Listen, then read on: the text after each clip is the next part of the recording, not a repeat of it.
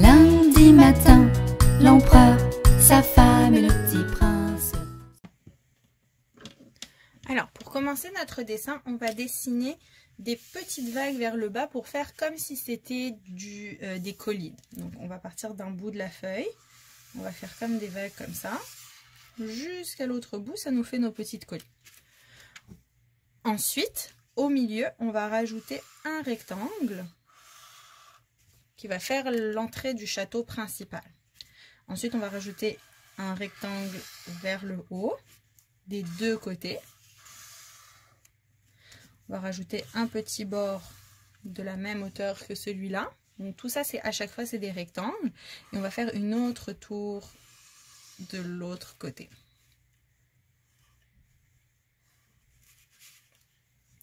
Ensuite, en haut de la tour, de chacune des tours, on va venir faire des ancrages. Donc, pour faire des ancrages, je te montre. Donc, on fait côté, haut, côté, bas. J'avance, je monte, j'avance, je descends. J'avance, je monte, j'avance, je descends. J'avance, je monte. Et on fait ça tout le long.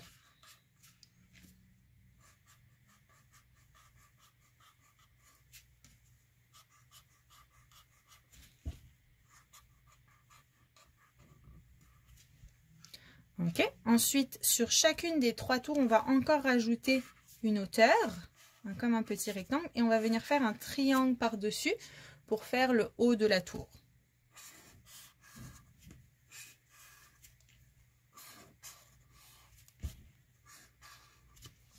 Ensuite, notre château, il a besoin d'une porte d'entrée. Donc, on va faire un demi-cercle. Et on a besoin aussi de petites fenêtres. Donc, on va faire des petits bonds qu'on va venir fermer comme ça. Un peu comme la lettre N. On fait plusieurs fenêtres. On peut en rajouter là-haut aussi. Et voilà. Ensuite, on va rajouter la lune. Donc, on va faire un beau cercle dans le ciel.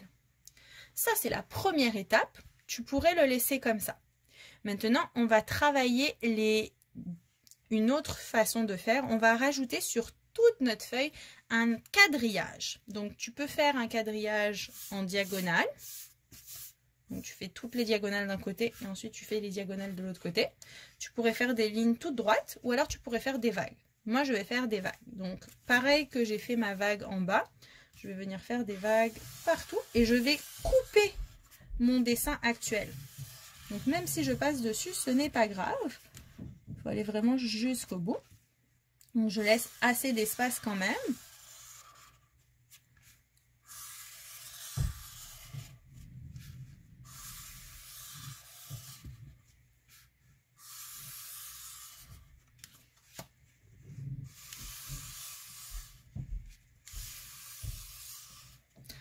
Et maintenant, je vais les faire également dans l'autre sens.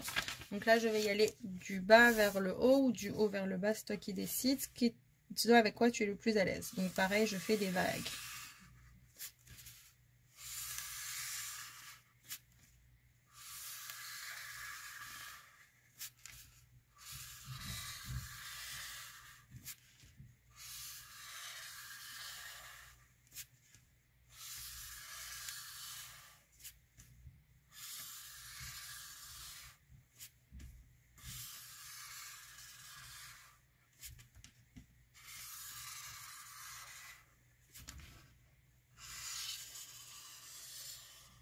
Et voilà.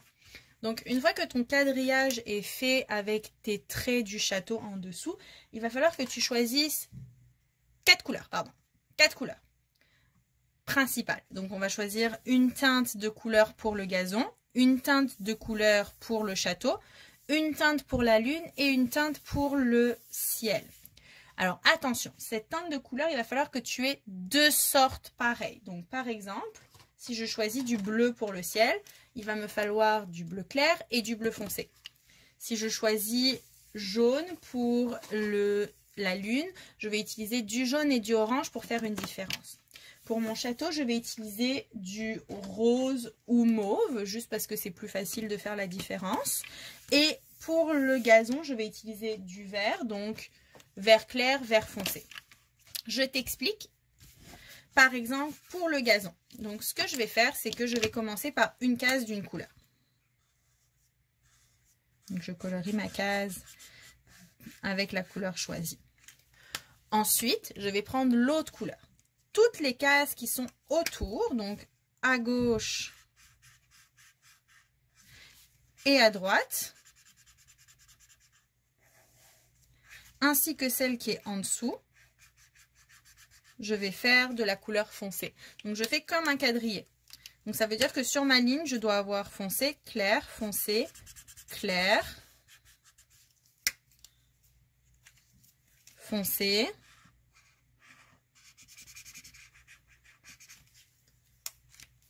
clair. Et en bas, c'est pareil. Donc, ici, j'ai foncé. En dessous, je dois faire clair. Ici, j'ai clair, foncé. Donc, la dernière case va être clair aussi. Et ici, foncé, clair. Donc, en bas, ça doit être foncé. Donc, je te laisse terminer de faire... Je te laisse faire tout ton coloriage. Je te montre le résultat final juste après. Et voilà le résultat. J'espère que tu vas aimer faire ce dessin. N'hésite pas à envoyer le résultat à ton professeur.